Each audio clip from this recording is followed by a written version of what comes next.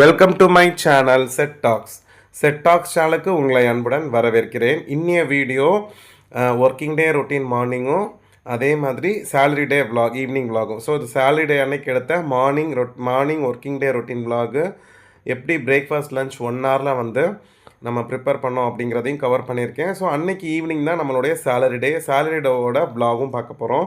So எப்படி salary day அன்னைக்கு எப்படி சேலரி வந்த உடனே நம்ம என்னென்னலாம் செய்வோம் அப்படிங்கிறது எல்லாத்தையுமே நான் டீட்டெயில்டாக இந்த வீடியோவில் உங்களுக்கு விலாகாக கவர் பண்ணியிருக்கேன். இந்த விலாக் பற்றி என்ன நினைக்கிறீங்கிறத மறக்காமல் கமெண்ட்டில் சொல்லுங்கள். இந்த மாதிரி விலாக் வேணும் அப்படின்னு நினச்சிங்கன்னா கண்டிப்பாக அதையுமே கமெண்ட்டில் சொல்லுங்கள். நான் கண்டினியூஸாக அந்த மாதிரி வீடியோஸ் எடுக்கிறதுக்கு ட்ரை பண்ணுறேன். வாங்க ஃப்ரெண்ட்ஸ், இப்போ நம்ம வீடியோக்குள்ளே போயிடலாம். மார்னிங் வந்து பார்த்திங்கன்னா 5:30க்கு அலாம் வச்சு நானும் ஒய்ஃப் 2 பேருமே எழுந்திரிச்சிருவோம். மார்னிங் ரொட்டீன்ஸ்லாம் முடிச்சுட்டு 6 o'clock அவங்க கிச்சனுக்குள்ளே நுழைஞ்சிருவாங்க. நான் கீழே போயிட்டு தண்ணிக்கு மோட்டர்லாம் போட்டுட்டு வரப்போ பார்த்திங்கன்னா லெமன் 2 இருந்துச்சு. ஸோ அதையுமே எடுத்துகிட்டு வந்தேன். பாருங்கள், கொஞ்சம் லெமன்ஸ் வந்து கலெக்ட் பண்ணி வச்சுருக்கோம் எங்கள் தோட்டத்தில் காய்ச்ச லெமனு. அதுக்கப்புறம் மார்னிங் எங்கள் வீட்டில் டேபிள் பார்த்திங்கன்னா இப்படி தான் கொஞ்சம் மெஸ்ஸியாக தான் இருக்கும், ஏன்னா வேலை நடந்துட்டு இருக்கிறப்ப. ஸோ இவங்க காய்கறி நறுக்கிறதுக்கு ஸ்டார்ட் பண்ணிட்டாங்க. இன்றைக்கி வந்து பார்த்திங்கன்னா 1 part சாம்பார் தான். இப்படி தான் மெஸ்ஸியாக இருக்கும். ஸோ வேலையெல்லாம் முடிச்சதுக்கப்புறம் க்ளீன் பண்ணிடுவாங்க. காலையில் எழுந்திரிச்சோன்னே நமக்கு முக்கியமான வேலை காஃபி கொடுக்கணும். ஸோ அதுக்கு வந்து எலக்ட்ரிக் ஸ்டவ்வில் பால் வச்சுட்டாங்க. சாதம் ஒரு சைடு வந்துட்டுருக்கிறப்பவே எனக்கு வந்து நான் மோஸ்ட்லி வந்து பார்த்திங்கன்னா பிரேக்ஃபாஸ்ட் எடுத்துகிட்டு போயிடுவேன், சாப்பிட்டுட்டு போக முடியாது. லன்ச் மட்டும்தான் நான் வீட்டில் வந்து சாப்பிட்றேன். இப்போ மோஸ்ட்லி எடுத்துகிட்டு போயிடுறேன். சூடாக சாப்பிடணும்னு நினச்சேன் அப்படின்னா நான் வந்து வீட்டில் வந்து சாப்பிட்ற மாதிரி இப்போ பிளான் பண்ணியிருக்கேன். வீட்டுக்கு வர ஒரு 2:30 ஆகும். அதனால் மார்னிங் பிரேக்ஃபாஸ்ட் அங்கே காய்கறி நறுக்கிட்டு இருக்கும்பொழுதே வந்து பார்த்திங்கன்னா அவங்களுக்கு எனக்கு ப்ரிப்பேர் பண்ணி கொடுத்துருவாங்க. நான் காய்கறி கட் பண்ணேன்னா அவங்க தோசை சுடுவாங்க. அந்த மாதிரி மாற்றி பண்ணிப்போம், ஏன்னா டைம் இருக்காது. எப்படா வந்து காலையில் எழுந்திரிச்சோன்னே காஃபி குடிப்போம் அப்படின்னு தான் இருக்குது. எத்தனை பேருக்கு மார்னிங் காஃபி குடித்தா தான் அந்த டேவே ஸ்டார்ட் ஆகுங்கிறத சொல்லுங்கள். இன்றைக்கி காய்கறி வந்து பார்த்திங்கன்னா தொட்டுக்கைக்கு பாவக்காய், சூப்பரான பாவக்காய். ரேட்டு கூட தான், ஆனாலுமே வந்து பார்த்திங்கன்னா பாவக்காய் எல்லோரும் இஷ்டமாக சாப்பிட்றதுனால பாவக்காய் கட் பண்ணியாச்சு. பொரியலுக்கு தேவையான வெங்காயம், சாம்பார் தாளிக்கு தேவையான வெங்காயம் எல்லாமே எடுத்தாச்சு. பாருங்கள், சாதமும் ரெடி ஆகிட்டே இருக்குது. சாம்பாருக்கு 1 part குக்கரில் வச்சுட்டாங்க. பாவக்காவும் ஒரு சைடு கட் பண்ணி வச்சுருக்காங்க. இன்றைக்கி சாம்பார் தான் பசங்க ஊற்றிப்பாங்க. எனக்கு வந்து இந்த கார சட்னி சாப்பிட்ணுன்னு ஆசையாக இருந்துச்சு. ஸோ அதனால் நான் கொஞ்சம் அதை ரெடி பண்ணி எடுத்தாச்சு. பாருங்கள், சாம்பார் ஃபுல்லாக ரெடி ஆகிடுச்சு. ஆக்சுவலாக பசங்களுக்கெலாம் பேக் பண்ணியாச்சு.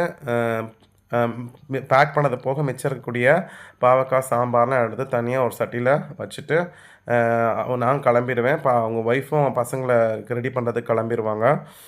பசங்களுக்கு பேக்கிங் ரெடி பண்ணி வச்சுட்டு தான் எங்களுக்கு வேலையை முடியும், ஏன்னா அவங்க வந்து குளிச்சுட்டு ஸ்கூல் கிளம்ப கரெக்டாக இருக்கும். ஸோ மதியத்துக்கு தேவைப்படக்கூடிய ரைஸ் எல்லாத்தையுமே ஹாட் பேக்கில் அவங்க ரெடி பண்ணி வச்சுருவாங்க.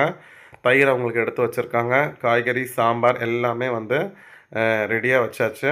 அதுக்கப்புறம் நான் குளிச்சுட்டு வந்துட்டு ஸோ என்னுடைய இப்போ வேலெட்டு, சீப்பு, கர்ச்சீஃப் எல்லாமே ஒரு ட்ரேயில் வச்சுருப்பேன். டக்குன்னு எடுத்துகிட்டு கிளம்பிடுவேன். ஸோ காலைக்குரிய பிரேக்ஃபாஸ்ட்டு நான் பேக் பண்ணி பேக்கில் வச்சாச்சு ஃப்ரெண்ட்ஸ். நான் போயிட்டு மதியம் லஞ்ச் அப்போ உங்களை மறுபடியும் பார்க்குறேன். மதியம் ரிட்டர்ன் வந்தாச்சு ஃப்ரெண்ட்ஸ். பாருங்கள், சூடாக சாப்பாடு போட்டு குழம்ப சுட வச்சுட்டு காய்கறியும் வச்சு பாக்கம் வச்சு சாப்பிட உட்காந்தாச்சு. சாப்பிட்டு ஒரு குட்டி தூக்கம் போட்டுருவோம், ஏன்னா சேலரி எப்படா வரும்னு வெயிட் பண்ணிகிட்ருக்கோம். கரெக்டாக வந்து பார்த்திங்கன்னா சேலரி வந்து கரெக்டாக 6:54க்கு கிரெடிட் ஆச்சு ஃப்ரெண்ட்ஸ். இந்த மெசேஜை பார்த்ததுக்கப்புறம் தான் ரொம்ப ஒரு நிம்மதி பெருமூச்சே வந்துச்சு. எப்போதுமே மதியம் 3 மணிக்கெலாம் வந்துடும், ஆனால் கொஞ்சம் லேட் ஆகிடுச்சு.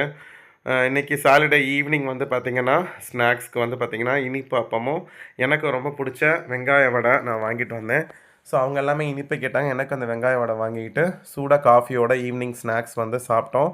ஈவினிங் வந்து பார்த்திங்கன்னா அந்த ஸ்நாக்ஸு காஃபி குடித்ததுக்கப்புறம் அவங்க மற்ற வேலையை பார்க்க ஆரம்பிச்சிருவாங்க. நமக்கு வந்து முக்கியமான வேலை வந்து பார்த்திங்கன்னா சம்பள பணத்தை எடுக்கிறது, சேவிங்ஸ்க்கு இன்வெஸ்ட் பண்ணுறது, பட்ஜெட் போடுறது, ஃபினான்ஷியல் ஸ்கேனிங் பண்ணுறது, அது எல்லாமே வந்து செய்ய ஆரம்பிச்சிடணும். ஸோ காஃபி குடித்ததுக்கப்புறம் வந்து பார்த்திங்கன்னா பசங்க வந்து நைட்டு ஹோட்டலில் வாங்குவோன்னு சொன்னாங்க. வேணாம், இந்த மாதம் நிறையா செலவு இருக்குது, ஹோட்டலில் ஸ்பெண்ட் பண்ண வேணான்னு சொல்லிவிட்டு வீட்டிலையே வந்து சிக்கன் ரெடி பண்ணிடலாம் அப்படின்னு சொல்லிட்டு நான் போய் ஒரு 1/2 kg சிக்கன் வாங்கிட்டு வந்து கிரேவி ரெடி பண்ணி தந்துடுறேன் அப்படின்னு சொல்லிட்டேன். ஒய்ஃப் வந்து சப்பாத்தியும் இட்லியும் போட்டுக்கலாம். ஸோ பசங்க சப்பாத்தி கேட்டாங்க. எனக்கு இட்லி சாப்பிட்ணும், இட்லி சிக்கன் கிரேவி சாப்பிட்ணுன்னு ரொம்ப ஆசை, டெம்டிங்காக இருந்துச்சு. ஸோ அதனால் அப்படி செஞ்சுக்கலாம். நாங்கள் பாருங்கள், வெங்காயம், தக்காளி போட்டு நல்லா வதக்கிட்டு இதில் நாங்கள் ரொம்ப சிம்பிளாக தான் மஞ்சத்தூள், மிளகாத்தூள், காஷ்மீரி சில்லி, சோம்பு, சீரகம், மிளகு இதை 3 சேர்த்து அரைச்சி வச்சுருப்போம். அந்த 3 மட்டும் போட்டு நல்லா வதக்கி எடுத்துருவோம். இதே மசாலாவை தான் சிக்கன்லையும் போட்டு மேரினேட் பண்ணி வச்சுருப்போம். உப்பு, தேவையான அளவு உப்பு. ஸோ 2யுமே வந்து வெங்காயம் வதங்கினதுக்கப்புறம் சிக்கனை போட்டு தேவையான அளவு தண்ணி ஊற்றி ஒரு 25 மினிட்ஸில் வந்து பார்த்திங்கன்னா சூப்பரான அட்டகாசமான கிரேவி வந்து நமக்கு ரெடி ஆகிடும்.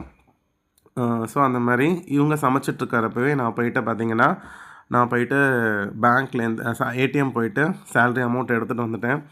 அமௌண்ட் எடுத்து வச்சுட்டு சேவிங்ஸ் எல்லாமே பண்ணிவிட்டு அதுக்கப்புறம் எவ்வளவு செலவு பண்ண போகிறோமோ பட்ஜெட்டுக்கு தேவைப்படக்கூடிய அமௌண்ட்டை மட்டும் நான் வந்து எடுத்து வச்சுருக்கேன் ஃப்ரெண்ட்ஸ். அதுக்கப்புறம் நம்ம என்ன பண்ணணும்னா பட்ஜெட் போட்டு அதுக்கு தகுந்த மாதிரி நம்ம பிரிக்கணும் இல்லையா, அது அப்புறம் பார்த்துக்கலாம். கொஞ்சம் அந்த சப்பாத்தி போட்டு தேய்க்கிறதுக்கு லேட் ஆகிடுச்சு. பசங்க பசி எடுக்குது அப்படின்னு சொல்லிட்டே இருந்தாங்க. எனக்கு என்ன ஒரு திருப்தினா இன்றைக்கி நம்ம ஹோட்டலில் வாங்காமல் மணியும் சேவ் பண்ணிட்டோம். அட் த சேம் டைம் ஹெல்த்தியான டேஸ்டியான டின்னர் தான் நம்ம செய்கிறோம். இதே நம்ம ஹோட்டலில் வாங்கியிருந்தோம்னு வச்சுக்கோங்களேன் ஃப்ரெண்ட்ஸ், கிட்டத்தட்ட ஒரு 600ரூவாலேருந்து 800ரூவா வரைக்கும் எடுக்கும். இந்த அளவுக்கு திருப்தியாக சாப்பிட முடியாது. 1/2 கேஜி சிக்கன் வாங்கினாலும் எங்கள் 4 பேருக்குமே திருப்தியாக இருந்துச்சு. சாப்பிட்டது போக ஒரு 4-5 பீஸ் சிக்கனே மிச்சம் இருக்கும். ஸோ அந்த அளவுக்கு குவான்டிட்டி இருக்கும். நமக்கு ஏற்ற மாதிரி நம்ம ஹெல்த்தியாக ப்ரிப்பேர் பண்ணிக்கலாம். ஸோ இப்படி தான் ஃப்ரெண்ட்ஸ் எங்களோட சாட்டர்டே ஈவினிங் விளாக் போச்சு. அன்றைக்கி எங்கள் வீட்டில் நைட்டு டின்னர் இது தான். பாருங்கள், சப்பாத்தி, இட்லி, சிக்கன் கிரேவி சூப்பராக ப்ரிப்பேர் பண்ணியாச்சு. ஃப்ரெண்ட்ஸ் எப்படி இருக்குன்னு சொல்லுங்கள். எங்கள் வீட்டில் வந்து பார்த்திங்கன்னா முன்னாடி இட்லி சரியாகவே வராது. இப்போ வர வர ரொம்ப சூப்பராக வருது. ஸோ டின்னர்லாம் சாப்பிட்டுட்டு நான் ரூமுக்கு போயிட்டேன். பசங்களெல்லாம் வெளியில் உட்கார வச்சுட்டு நான் அந்த பணம் என்றப்போ அவங்கள பக்கத்தில் விட மாட்டேன். பாருங்கள், அந்த சேவிங்ஸ் வந்து பார்த்திங்கன்னா ஸ்மால் சேவிங்ஸ் எல்லாமே எடுத்து வச்சாச்சு. லாஸ்ட் நாள் வந்து பார்த்திங்கன்னா எனக்கு 200 வந்துச்சு. அதான் புது 200 நோட்டில் சேமிச்சிட்டேன். அதே மாதிரி மணி சேவிங் சேலஞ்சில் அந்த அமௌண்ட்டையும் எடுத்தாச்சு. அதையுமே அந்த உண்டியலில் போட்டாச்சு ஃப்ரெண்ட்ஸ். அப்புறம் வந்து பார்த்திங்கன்னா நம்மளுடைய பட்ஜெட் பேக்கில் மிச்சப்பட்ட பணம் ஃபினான்ஷியல் ஸ்கேனிங் பண்ணுறப்ப ஒவ்வொரு என்வலப்லேயும் எவ்வளோ பணம் மிச்சம் இருக்குது அப்படிங்கிறதையுமே நான் வந்து கனெக்ட் பண்ணி அதையுமே ரெடியாக எடுத்து அதையுமே அந்த பட்ஜெட் பேக்லேயே இருக்கக்கூடிய சேவிங்ஸில் போட்டுருவேன். அதுக்கப்புறம் பட்ஜெட்டும் போட்டு கேஷ் ஸ்டஃப்பும் பண்ணியாச்சு. நான் முடிஞ்சால் அந்த பட்ஜெட்டிங் வீடியோ, ஃபினான்ஷியல் ஸ்கேனிங் வீடியோலாம் தனித்தனி வீடியோவாக போடுறேன். பட் நான் இப்போ வந்து போடக்கூடாதுன்னு யோசிச்சுட்ருக்கேன். ஏன் அப்படின்னா லாஸ்ட் மந்த் அப்போ ஒரு அன்வான்ட் கமெண்ட்ஸ் நிறைய டைம் வந்திருக்கு.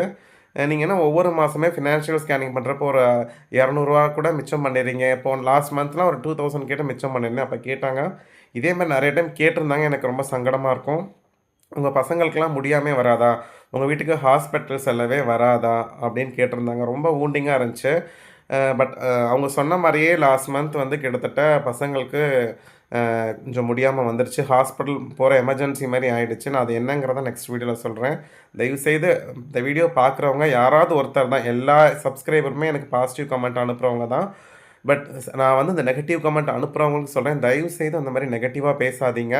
யாருமே நம்ம பசங்களுக்கு முடியாமல் வரணும், எமர்ஜென்சி வந்தால் நம்ம பணம் செலவாகும்னு நினைக்க மாட்டோம். பாசிட்டிவ் எண்ணத்தோடு நம்ம எடுத்து வச்சோம் அப்படின்னாலே நம்ம கண்டிப்பாக நல்லா தான் இருப்போம். தயவுசெய்து இந்த மாதிரி அன்வான்ட் கமெண்ட்ஸ் அனுப்பாதீங்க. மற்றபடி எனக்கு சப்போர்ட் பண்ணுற எல்லா சப்ஸ்கிரைபர்ஸ்க்குமே எனக்கு தேங்க்ஸ் சொல்லிக்கிறேன். இந்த வீடியோ பிடிச்சிருந்துச்சுன்னா மறக்காமல் லைக் பண்ணுங்கள், ஷேர் பண்ணுங்கள். அடுத்த வீடியோவில்